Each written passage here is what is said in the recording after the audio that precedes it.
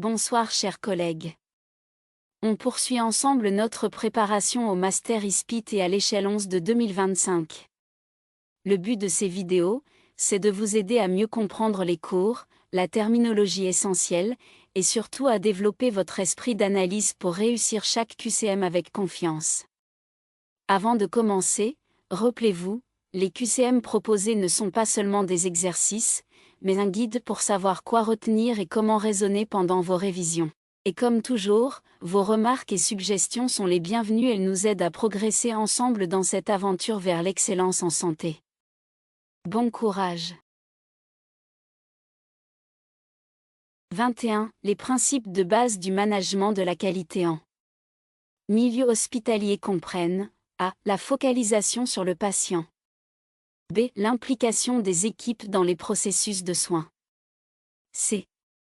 L'optimisation de la rentabilité. D. L'amélioration continue.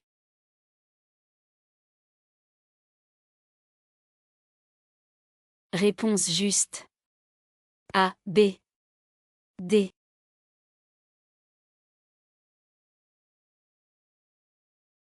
22. Les causes profondes de problèmes de sécurité des patients peuvent être identifiées grâce à A. L'analyse de Pareto.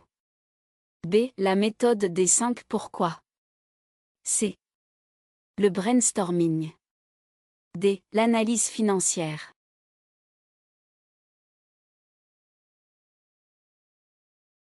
Réponse juste. A, B, C.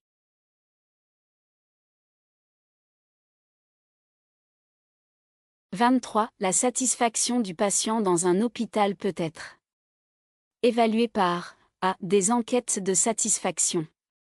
B. Le nombre de plaintes reçues. C. Le taux de réadmission. D. L'efficacité des traitements.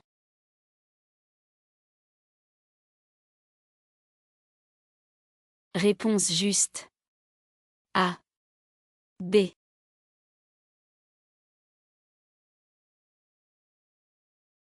24. Les éléments essentiels d'un audit de qualité sont A. La collecte de données. B. L'analyse des processus. C. La gestion des ressources financières. D. L'élaboration de recommandations.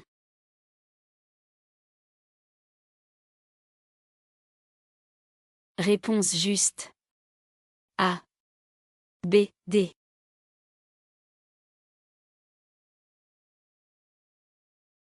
25. Les interventions de prévention des risques dans un hôpital comprennent A. La vaccination du personnel. B. La formation aux gestes de sécurité. C. La mise en place de protocoles d'urgence. D. La réévaluation mensuelle des budgets.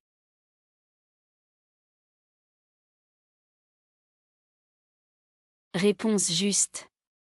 A, B, C.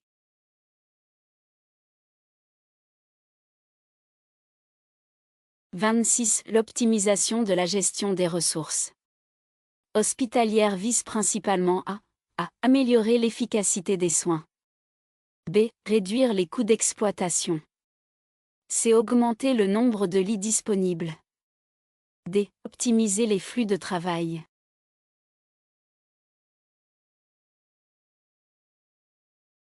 Réponse juste. A, B, D.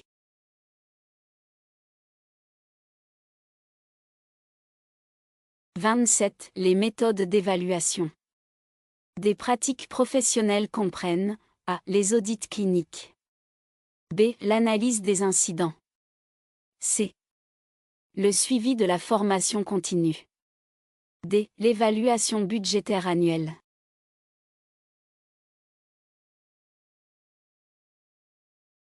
Réponse juste. A, B, C.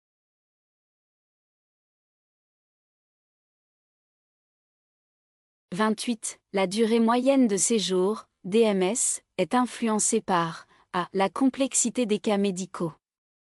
B. La disponibilité des ressources. C. Le taux de rotation des équipes. D. Les politiques de décharge des patients.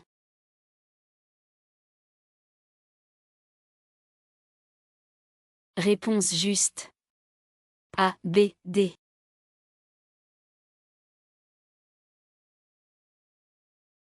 29. Dans un établissement hospitalier, les sources de financement comprennent A. Les subventions gouvernementales. B. Les assurances privées. C. Les impôts. D. Cotisations des ménages.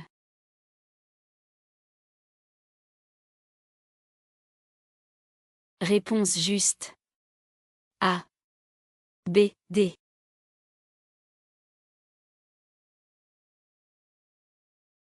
30. L'accréditation d'un établissement de santé. Assure A. La qualité des soins fournis. B. La conformité aux normes nationales. C.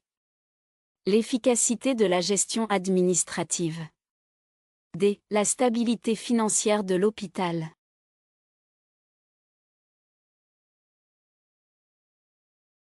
Réponse juste. A. B.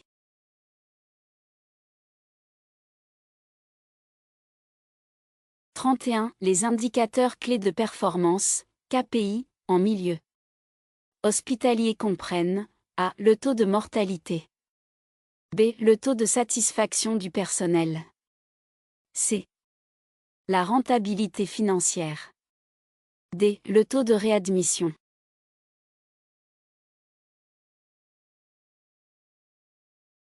Réponse juste. A. B, D.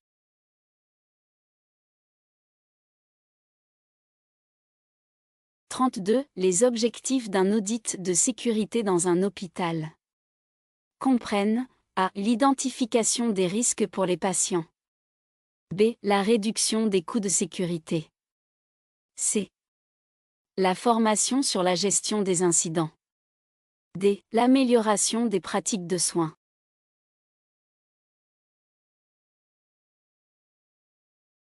Réponse juste. A. C, D.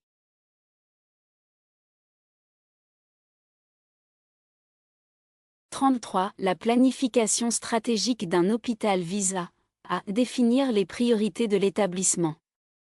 B. Allouer les ressources de manière optimale. C. Garantir la rentabilité à court terme. D. Améliorer les processus de soins.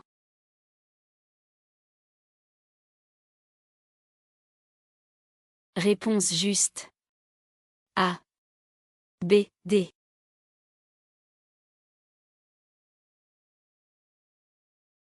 34. Dans la gestion de la qualité, un tableau de bord permet de A. Suivre les indicateurs de performance.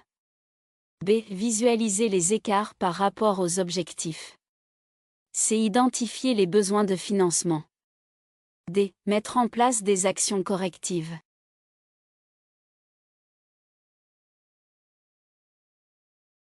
Réponse juste.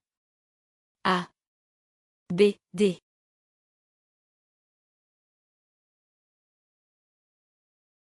35. Les facteurs influençant la durée moyenne de séjour. DMS, comprennent A. La gravité des pathologies traitées. B. L'efficacité des traitements. C. La disponibilité des chambres. D. La compétence des équipes médicales.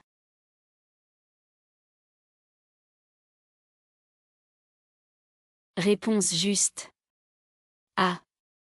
B, D.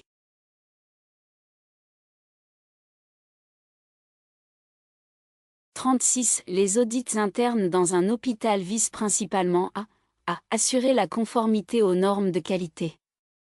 B. Identifier les pratiques inefficaces. C. Réduire les coûts de personnel. D. Préparer l'établissement pour les audits externes.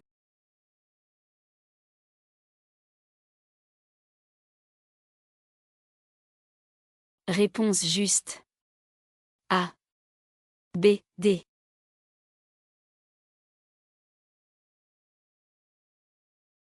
37. Les avantages de l'informatisation des dossiers médicaux comprennent A. Une meilleure traçabilité des soins.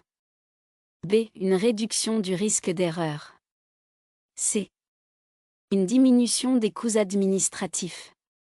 D. Une meilleure rotation des lits.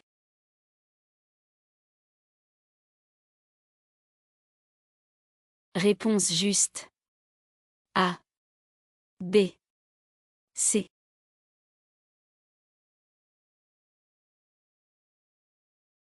38. Les étapes d'un processus d'amélioration continue. Inclut A. L'identification des problèmes. B. La mise en œuvre des solutions. C. La réduction des effectifs. D. L'évaluation des résultats.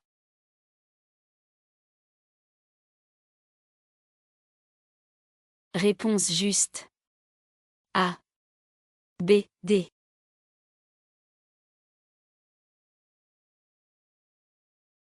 39. Les infections nosocomiales peuvent être réduites par A. Le respect des protocoles de démontage. B. La limitation des visites. C. L'isolement des patients infectés. D. La rotation des équipes.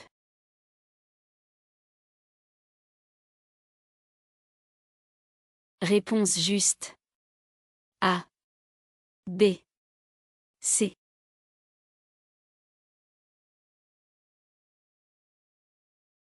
40. Les audits de satisfaction des patients comprennent souvent A. Des questionnaires de sortie. B. Des entretiens avec les patients. C. La comparaison des plaintes reçues. D. Le calcul des coûts de soins.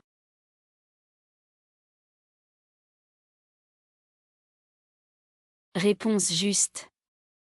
A. B. C.